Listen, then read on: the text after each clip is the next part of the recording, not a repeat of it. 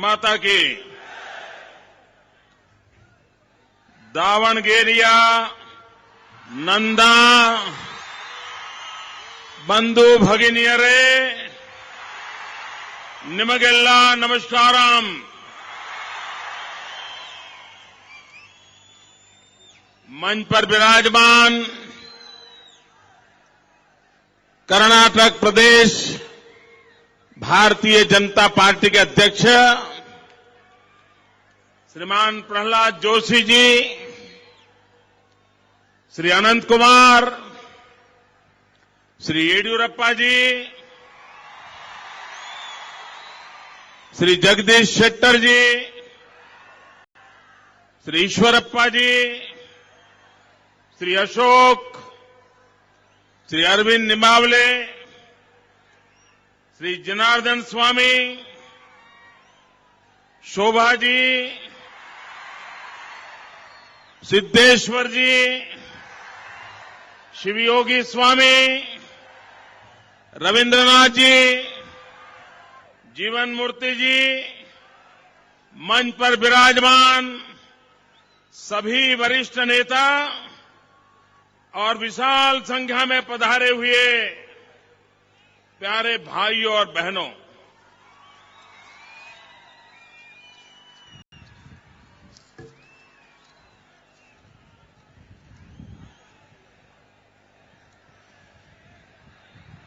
मैं दावणगिरी में इसके पहले भी आया हूं। आप सबके साथ बातचीत करने का मुझे सौभाग्य मिला है, लेकिन ऐसा जनसागर हमने कभी नहीं देखा। और मुझे यहां हमारे पार्टी के सारे नेता बता रहे थे कि दावणगिरी के इतिहास की ये सबसे बड़ी रैली है, सबसे बड़ी रैली।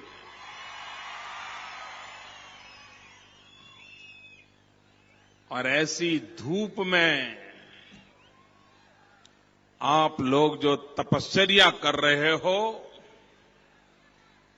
कष्ट झेल रहे हो, भाइयों बहनों, मैं आपको विश्वास दिलाता हूं कि कड़ी धूप में आप जो तपस्या कर रहे हो, उस तपस्या को मैं कभी बेकार नहीं जाने दूंगा।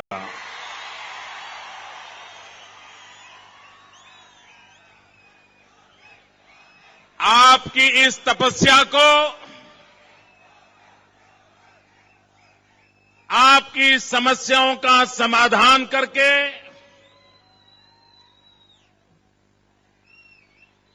इस क्षेत्र का विकास करके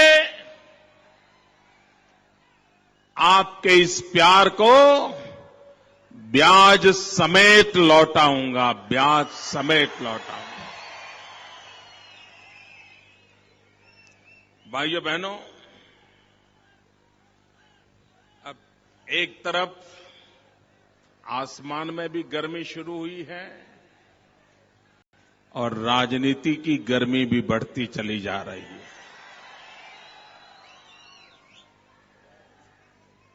दो दिन पहले कांग्रेस के महानुभाव आपके कर्नाटक में आए थे।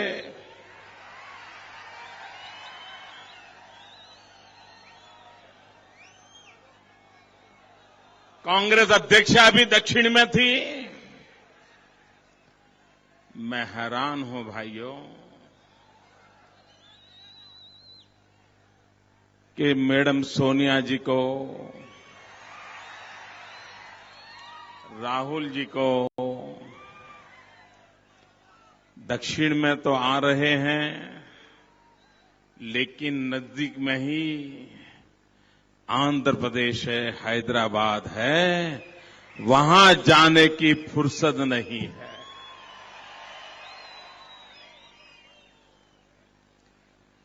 भाइयों बहनों, आज सीमांध्र के भाइयों बहनों को मरहम की जरूरत है। आज तेलंगाना के भाइयों बहनों को मरहम की जरूरत है। कांग्रेस पार्टी ने उन पे गांव लगाए हैं, लेकिन मरहम के दो शब्द कहने के लिए उनके पास वक्त नहीं है। उनको दिल्ली में सत्ता में बिठाया था आंध्र प्रदेश के लोगों ने, लेकिन आज आंध्र प्रदेश के लोग जब मुसीबत में हैं, तो कांग्रेस पार्टी के नेता उनके लिए दो शब्द भी बोलने के लिए तैयार नहीं है। राजनीति इतनी निष्ठुर नहीं हो सकती है।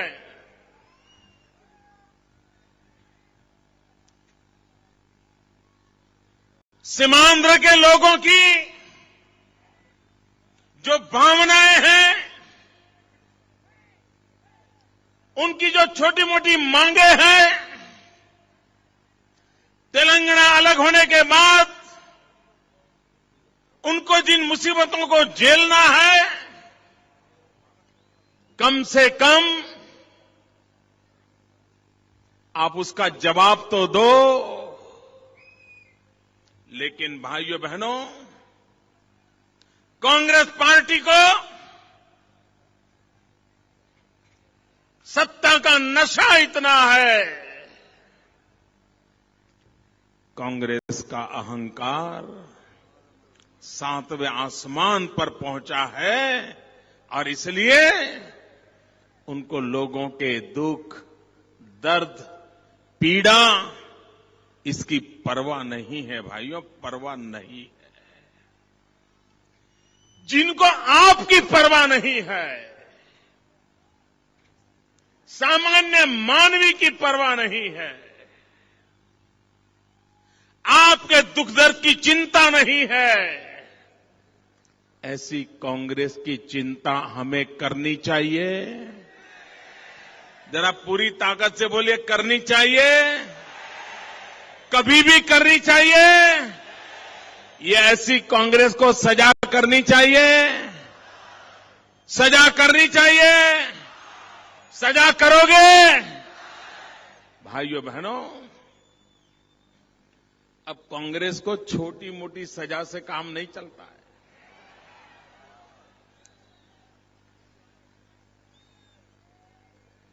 पूरी पार्टी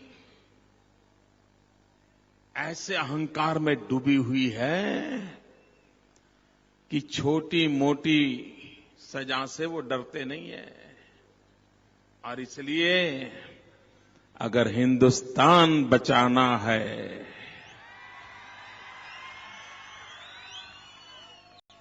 नौजवानों का भविष्य बनाना है,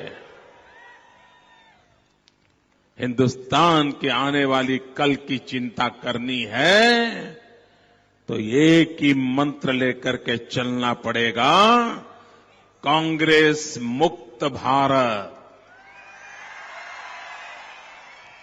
कांग्रेस मुक्त भारत। और कहीं कोने में भी उसका एक छोटा सा भी अंश बच गया तो उसको बढ़ने में देर नहीं लगती है।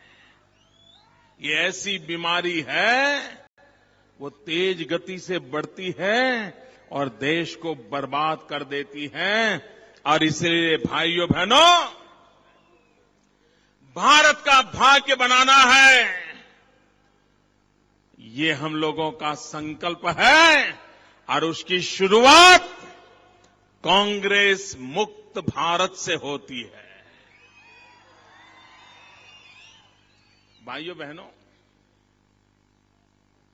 मैं इनकी जनता को गुमराह करने की जो ताकत है ना, मैं हैरान हूं जी। ये क्या बोल सकते हैं, कैसे बोल सकते हैं, और जनता जनार्दन के सामने पूरी तरह कुछ भी बोलने की इनमें ताकत है। ये भरे तालाब में से बिना भीगे वापिस आकर के खड़े हो जाए, ऐसा इनके अंदर दम है। कैसा बोलते हैं आप सोचिए। कांग्रेस के नेता अभी आए थे कर्नाटक में, उन्होंने कहा कि कांग्रेस पार्टी में कोई हाई कमांड नहीं होता है। उनकी बात पे आपको भरोसा है? जरा मुझे बताइए, भरोसा है क्या कांग्रेस पार्टी में हाई कमांड नहीं होता है? जरा बोलो तो। बिना हाई कमांड को कांग्रेस पार्टी चलती है? अरे पूरा का पूरा कब्जा एक ही पार्टी, एक ही परिवार के हाथ में, एक ही परिवार के हाथ में। और इनकी ये हिम्मत पूरा देश जानता है, सालों से जानता है कि कांग्रेस में लोकतंत्र का नामो निशान नहीं है, नामो निशान नहीं है। उनकी लोकतंत्र में आस्था नहीं है मित्रों। उनके लिए लोकतंत्र का एक सीमित अर्थ है, और वो है चुनाव के माध्यम से सत्ता स्थान पर पहुंचना। बाकी किसी भी प्रकार से कांग्रेस पार्टी के जीवन में लोकतंत्र नहीं है। और भाइयों बहनों, लोकतंत्र के 4 दुश्मन होते हैं। डेमोक्रेसी के 4 दुश्मन होते हैं। सबसे बड़ा दुश्मन होता है वंशवाद, परिवारवाद। दूसरा दुश्मन होता है जातिवाद। लोकतंत्र का तीसरा दुश्मन होता है संप्रदायवाद। लोकतंत्र का चौथा दुश्मन होता है अवसरवाद। और एक कांग्रेस पार्टी ऐसी है कि इसके अंदर ये चारों की चारों चीजें मौजूद है। भाइयों बहनों, जिस पार्टी के पास मूलभूत रूप से लोकतंत्र विरोधी मानसिकताएं पड़ी हो, वो पार्टी कभी भी लोकतंत्र के आधार पर जनता जनार्दन की आवाज नहीं बन सकती है। ये मुट्ठी भर लोगों का ऐशो आराम की जगह बन जाती है, और कांग्रेस वही बन गई है। भाइयों, कांग्रेस के नेता कहते हैं कांग्रेस पार्टी एक सोच है, सोच, ऐसा कहते हैं, सोच है। जब महात्मा गांधी जीवित थे तब तो कांग्रेस पार्टी एक सोच थी, एक विचार था। लेकिन जब से नकली गांधी आए हैं,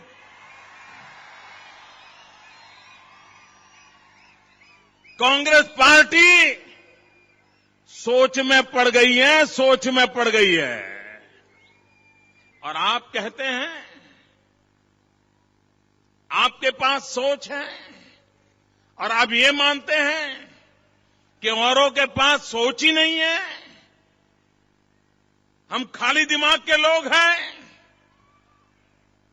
हम बेफुजुल लोग हैं। जरा ये आरोप लगाने से पहले अपने गरीबान में देखो, गरीबान में देखो। भाइयों बहनों, मैं आज बताना चाहता हूं कांग्रेस पार्टी की सोच क्या है और भारतीय जनता पार्टी की सोच क्या है, वो आज कर्नाटक की धरती पर मैं व्याख्यायित करना चाहता हूं। और हर बात कांग्रेस के नेताओं ने बोली हुई है, सार्वजनिक रूप से बोली हुई है, रिकॉर्ड अवेलेबल है। और अगर उन्हीं की ये बातें, उन्हीं की ये सोच है, तो देश को जल्दी से जल्दी इस सोच वाली कांग्रेस से मुक्त कराना आवश्यक बन जाता है। भाइयों बहनों, कांग्रेस के नेता कहा, वो कहते हैं भारत उनके लिए मधुमक्खी का छत्ता है, हनी भी है, हनी भी।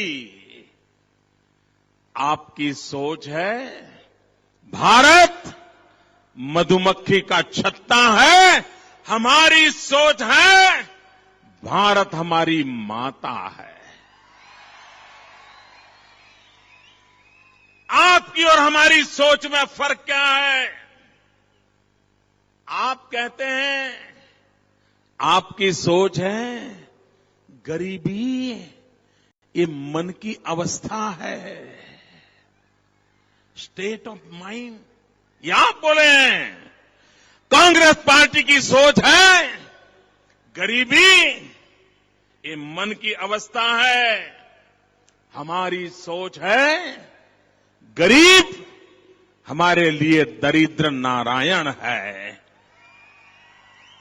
इसकी सेवा ईश्वर की सेवा के बराबर है, ये हमारी सोच है। आपकी सोच क्या है? कांग्रेस की सोच है कि जब तक हम गरीब की बात न करें हमें मजा नहीं आता है। क्या बोलते हैं ये लोग? ये कहते हैं हम गरीब की बात न करें हमें मजा नहीं आता। भाइयों बहनों, जब हम गरीब का दुख दर्द सुनते हैं तो हमें नींद नहीं आती है, उन्हें मजा नहीं आता, हमें नींद नहीं आती है।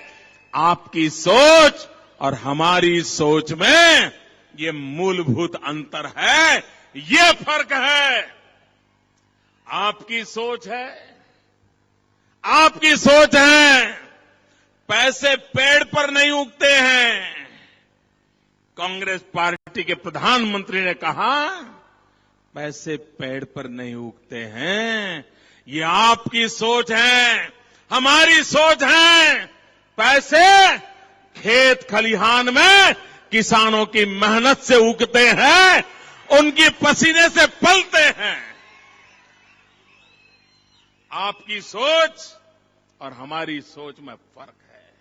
आपकी सोच है समाज को तोड़ो और राज करो, हमारी सोच है समाज को जोड़ो और विकास करो, ये हमारी सोच है।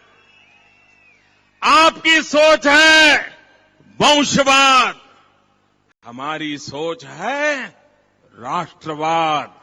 आप वंशवाद में पले हैं, हम राष्ट्रवाद में पले हैं।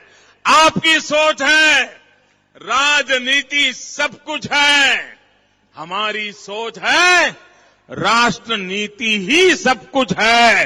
ये आप में और हमारे में फर्क है। आप दिन रात सोचते हैं सत्ता कैसे बचाएं, हम दिन रात सोचते हैं देश कैसे बचाएं। और इसलिए भाइयों बहनों, अब हर हिंदुस्तानी आपकी सोच को समझ चुका है, आपकी बातों को समझ चुका है और देश आपसे भी मुक्ति चाहता है, आपकी सोच से भी मुक्ति चाहता है, आपके कारनामों से भी मुक्ति चाहता है। देश अब ज्यादा बर्बाद होने के लिए तैयार नहीं है। अब देश ज्यादा आपको सहने के लिए तैयार नहीं है।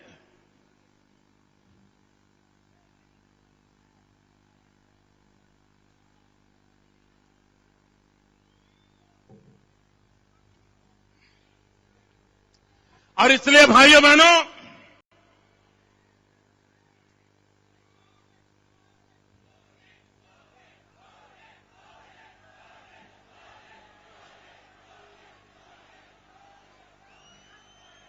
बहनों,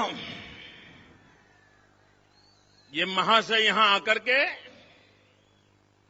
महिलाओं की चिंता कर रहे थे। मेरे कांग्रेस के महानुभाव, आपको अगर सचमुच में महिलाओं की इतनी चिंता है तो कम से कम महंगाई कम करो, महंगाई कम करो। हमारी माताएं बहनें सुख चैन की जिंदगी जी सकती है। भाइयों बहनों, मुझे बताइए, कांग्रेस पार्टी ने 2009 के लोकसभा के चुनाव में 100 दिन में महंगाई दूर करने का वादा किया था। जरा पूरी ताकत से बोलो।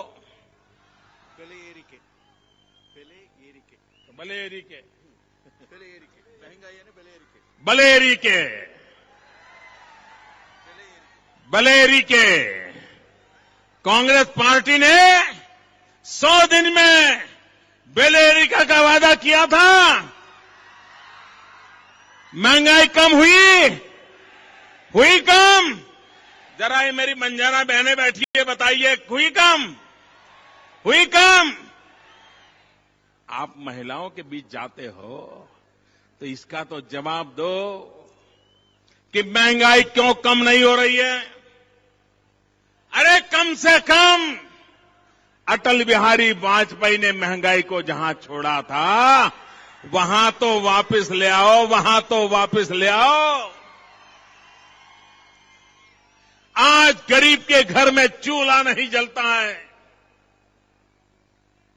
गरीब का बच्चा रात रात रोता है, मां आंसू पी के सोती है। लेकिन दिल्ली की सरकार महिलाओं के बीच जाकर के वादे करती है, भरोसा देती है। भाइयों बहनों, आज हर दिन टीवी चालू करो, टीवी पे आए दिन एक खबर तो आती ही आती है कि दिल्ली में आज एक बाला पे बलात्कार हो गया, कभी आता है सामूहिक बलात्कार हो गया, कभी आता है 2 बच्चियों पे बलात्कार हो गया।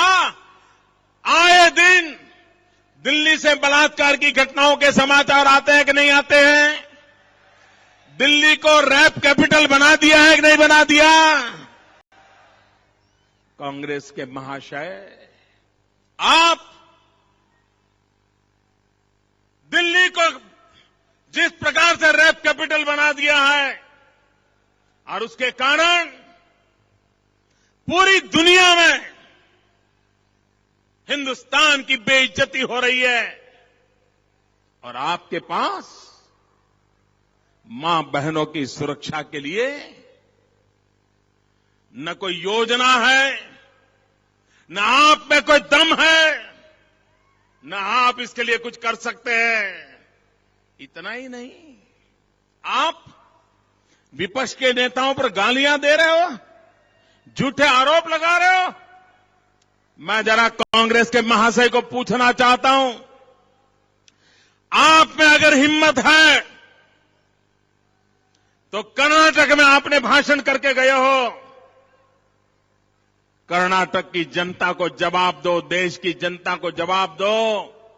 अकेले राजस्थान में आपकी पार्टी के कितने नेता जेल में हैं?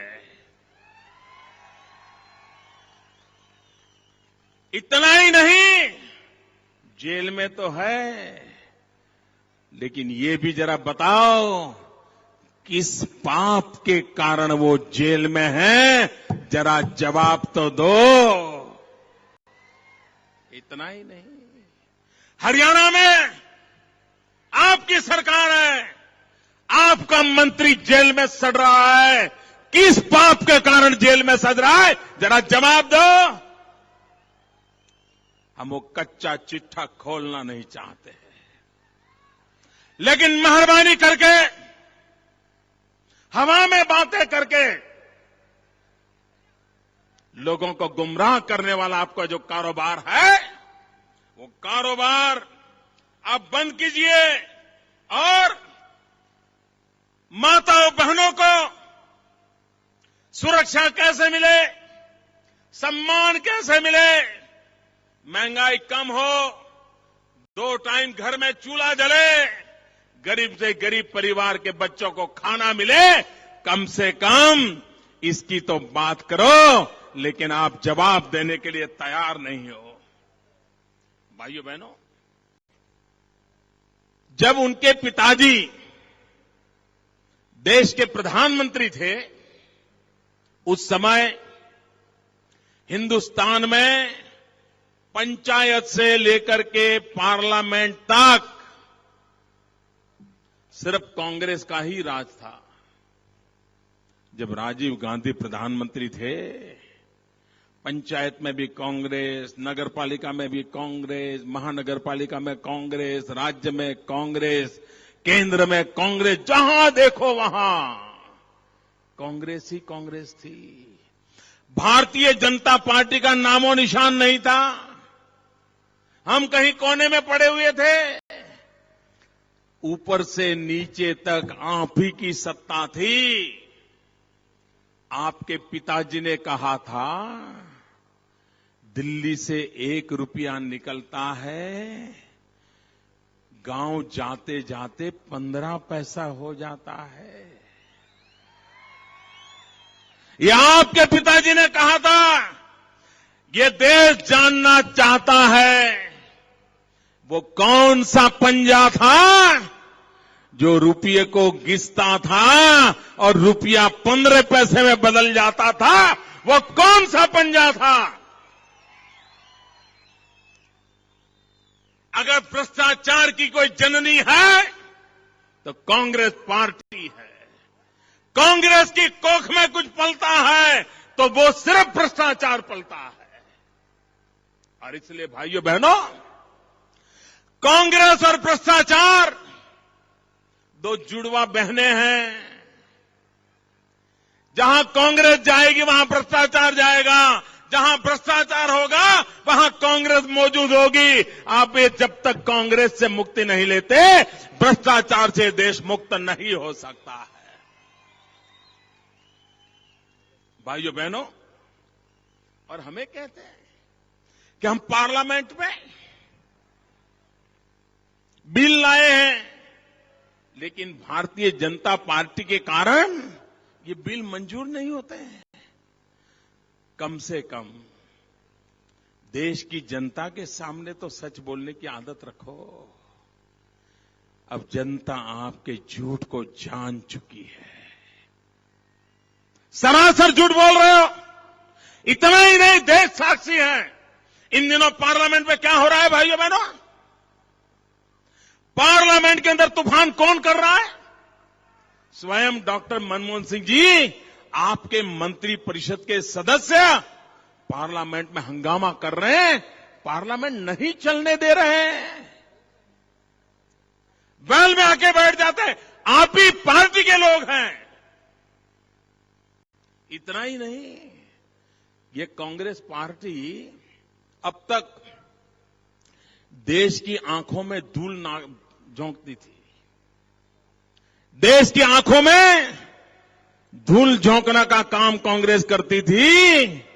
अब मिर्ची झोंकने का काम भी कांग्रेस कर रही है। देश की आंखों में मिर्ची डालने का काम और पार्लियामेंट से उन्होंने शुरुआत की है।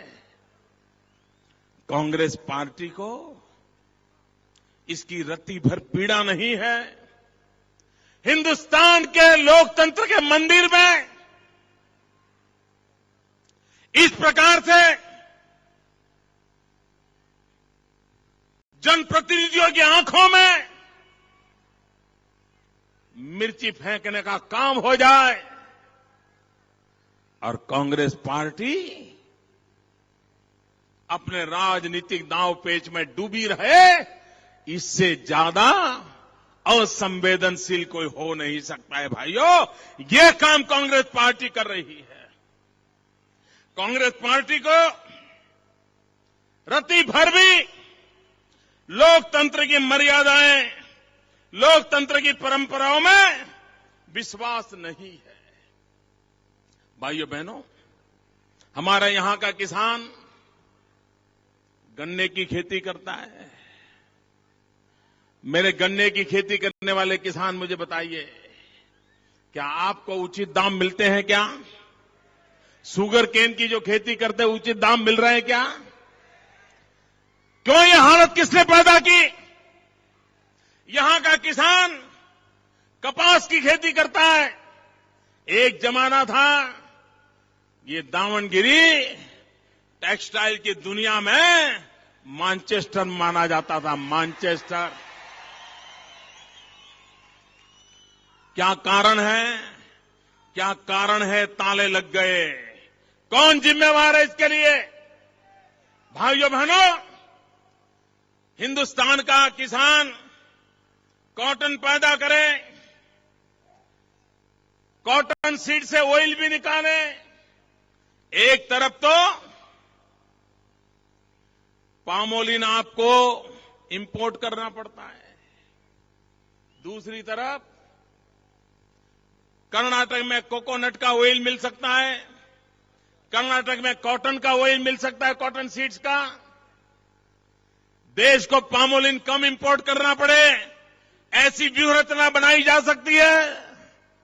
कोकोनट वाले किसानों को कैसे मदद मिले, कॉटन पैदा करने वाले किसानों को कैसे मदद करें, वो तेल का उपयोग ज्यादा कैसे बढ़े, विदेशों से तेल लाने की जरूरत क्यों न पड़े, इस दिशा में आपको सोचने की फुर्सत नहीं।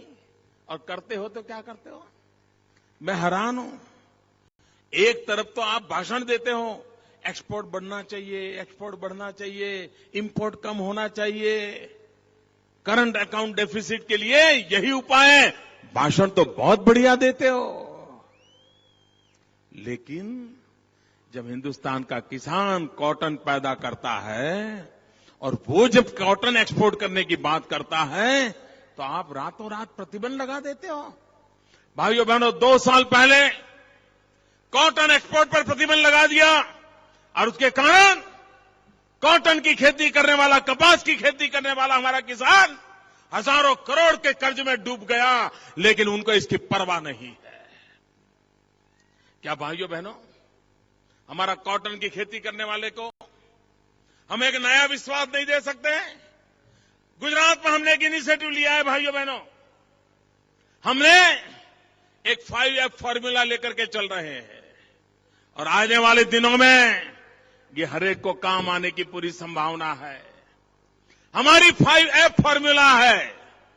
हम कहते हैं जो कपास पैदा करने वाले किसान हैं, अगर उनकी भलाई करनी है, हिंदुस्तान का एक्सपोर्ट बढ़ाना है, हिंदुस्तान के किसान को अगर ताकतवर बनाना है, तो उसका श्रेष्ठ उपाय यह है, हम कहते हैं farm to fibre, fibre to fabric, fabric to fashion, fashion to foreign. ये मेरी 5F फॉर्मूला है। जहां कॉटन पैदा होता है वहीं पर धागा बने, जहां धागा है वहीं कपड़ा बने, जहां कपड़ा है वहीं रेडीमेड गारमेंट बने, और जहां रेडीमेड गारमेंट बने वहीं से दुनिया के बाजार में बिके हमारा कॉटन पैदा करने वाला किसान सुखी हो जाएगा। कौन कहता है समस्याओं का समाधान नहीं है? लेकिन भाइयों बहनों, उनको समस्याओं के समाधान की चिंता नहीं है। आप देखिए, यहां हमारा किसान मक्के ज्वार की खेती करता है। मेक्केजोड़ा है, मेज, हम हिंदी में उसको मक्का बोलते हैं, पंजाबी बोलते हैं मक्के की रोटी। ये हमारी बंजारा बहन मक्का बोलती है। हमारे बंजारा लोग हैं ना, उनका हमारा पारिवारिक संबंध है। आज भी बंजारा के घर में जाओगे तो बहुत सारे शब्द आपको गुजराती सुनने को मिलेंगे। बहुत सारे गुजराती शब्द बंजारा परिवार में आज भी बोले जाते हैं। गुजरात से उन बंजारा, पूरा देश में जितने भी बंजारा है उनका गुजरात से विशेष नाता है, और इसलिए मेरा भी आप लोगों से नाता है। भाइयों बहनों, ये मक्के, आज सारी दुनिया में रिसर्च हुआ है, शुगर के प्रोडक्शन में आज मक्के का बहुत उपयोग हो सकता है।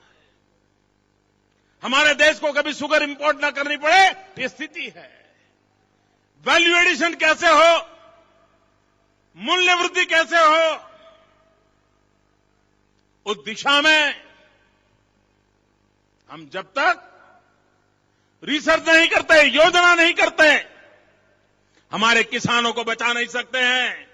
और इसलिए भाइयों बहनों, आज हमारा किसान जो उत्पादन करता है उसको मूल्य वृद्धि मिलनी चाहिए। अगर हमारा किसान उत्पादन करेगा, उसको मिनिमम सपोर्ट प्राइस न मिले, हालत क्या बनती है? आपके कर्नाटक में विधानसभा का सत्र चल रहा है और मेरा एक किसान भाई आत्मदाह करने के लिए मजबूर हो जाता है, और केंद्र से आकर के नेताओं को किसानों के लिए बोलने के लिए एक शब्द इनके पास नहीं है, संवेदना का एक शब्द नहीं है। भाइयों बहनों, एक किसान का भला नहीं कर सकते। अभी येडियुरप्पा जी कह रहे थे नदियों को जोड़ने की बात। अटल बिहारी वाजपेयी ने सपना देखा था, हम नदियों को जोड़ेंगे। और भाइयों बहनों, नदियों को जोड़ने से हर एक का भला होता है। जहां बाढ़ आती है वो भी परेशानियों से मुक्त हो जाते हैं, और जहां सूखा पड़ता है वो भी परेशानियों से मुक्त हो जाते हैं। हमारे पानी का सही उपयोग पूरे हिंदुस्तान को हरा भरा बना सकता है। और भाइयों बहनों, ये संभव है, हमने गुजरात में करके दिखाया है। आप लोग अगर अहमदाबाद गए होंगे तो आपने देखा होगा साबरमती नदी लबालब पानी से भरी हुई है। वो साबरमती नदी में साबरमती का पानी नहीं है, वो साबरमती नदी में नर्मदा का पानी है। हमने साबरमती और नर्मदा को जोड़ा है और साबरमती को जिंदा किया है। भाइयों बहनों, हमने 20 नदियों को जोड़ा है, और उसका परिणाम यह हुआ है कि आज हमारे यहां कृषि विकास में हमने नई ऊंचाइयों को पार किया है। पिछले 10 साल में करीब करीब 10% कृषि विकास दर करके हमने एक नया इतिहास बना दिया है। ये काम हिंदुस्तान में हो सकता है। हमारा किसान पसीना बहाने को तैयार है। हमारा किसान देश के लिए जान लगाने वाला किसान होता है। और इसलिए भाइयों बहनों, हमारी ये कोशिश है कि हमारा किसान, और मैं एक बात के लिए येडियुरप्पा जी को बधाई देता हूं, उन्होंने पूरे देश में पहली एक शुरुआत की, किसानों का अलग बजट रखा उन्होंने। हमारे देश में रेलवे का तो अलग बजट होता है, लेकिन किसान का अलग बजट रखने का काम एक नई परंपरा देने का काम भारतीय जनता पार्टी की कर्नाटक की सरकार ने येडियुरप्पा के नेतृत्व में किया था। भाइयों बहनों, हमारी भारतीय जनता पार्टी की सोच साफ है। गांव गरीब किसान की चिंता करेंगे तभी देश का अर्थतंत्र ठीक पटरी पर आने वाला है। अगर हम किसान की चिंता नहीं करेंगे, अगर हम गांव की चिंता नहीं करेंगे, अगर हम गरीब की चिंता नहीं करेंगे तो हिंदुस्तान के आर्थिक स्थिति पटरी पर आने की संभावना नहीं है। और इसलिए जितना काम, जितनी ताकत हमारे किसान को सशक्त बनाने के लिए करेंगे, हमारे एग्रीकल्चर सेक्टर को मजबूत कराने के लिए करेंगे, एग्रीकल्चर इंफ्रास्ट्रक्चर की चिंता करेंगे, एग्रीकल्चर सेक्टर में इरिगेशन नेटवर्क खड़ा करेंगे, एग्री प्रोडक्ट के लिए मार्केट लिंकिंग की व्यवस्था करेंगे, एग्री प्रोडक्ट को वैल्यू एडिशन की व्यवस्था करेंगे, तभी हमारे देश के किसान का भला होगा। कर्नाटक फिर एक बार दिल्ली की सल्तनत को पड़कार करे, चैलेंज करे। दिल्ली से कांग्रेस को हटाने के लिए कर्नाटक की जनता की मुझे मदद चाहिए। मैं कर्नाटक की जनता से साथ सहकार मांगने आया हूं। और भाइयों बहनों, कर्नाटक ने मुझे बहुत प्यार दिया है, यहां के नौजवानों ने मुझे प्यार दिया है। आपका प्यार मिला है, अब मुझे कर्नाटक से कमल भी चाहिए। हर पार्लियामेंट सीट से एक कमल दिल्ली भेज दीजिए। मैं आपको विश्वास दिलाता हूं, उस कमल पर लक्ष्मी जी को विराजित करके मैं कर्नाटक के वापस भेजूंगा। और अगर एक बार लक्ष्मी जी आ गई तो फिर समृद्धि आना निश्चित है, सुख आना निश्चित है, संपन्नता आनी निश्चित है। आप सबका बहुत बहुत आभार। मेरे साथ बोलेंगे भारत माता की, भारत माता की। पूरी ताकत से बोलिए वंदे। ऐसे नहीं, दोनों मुट्ठी बंद करके पूरी ताकत से बोलिए वंदे वंदे वंदे वंदे वंदे वंदे वंदे वंदे वंदे।